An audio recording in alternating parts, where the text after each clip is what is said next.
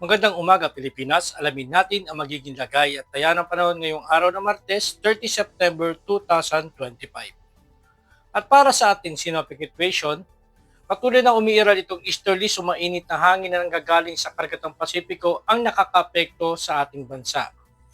Dahil dito, asahan natin na maulap na kalangitan na may kalat-kalat na pag-ulan, pagkulog at pagkidlat, partikular na sa Metro Manila, Bulacan, Rizal, Quezon at Bicol Region. At sa natitirang bahagi ng Luzon, Visayas at Mindanao ay makakaranas naman ng bahagyang maulap hanggang sa maulap na kalangitan na may pulu-pulong pag-ulan, pagkulog o pagkidlat.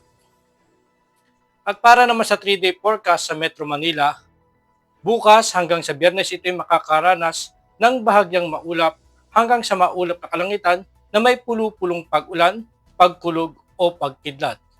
Ganun din sa Cavite, Angeles, Lipa, Puerto Princesa, Kalayaan Island, Lapu-Lapu, Davao, at Zamboanga.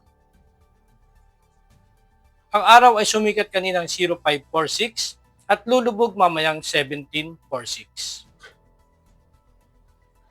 Meron tayong 55% increasing moon illumination. At para maging updated sa lagay at taya ng panahon, i-follow lang ang aming social media accounts ng Air Force Weather Center.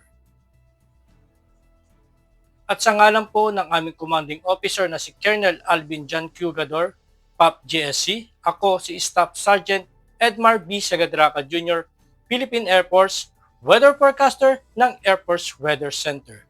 Muli, magandang umaga, Pilipinas.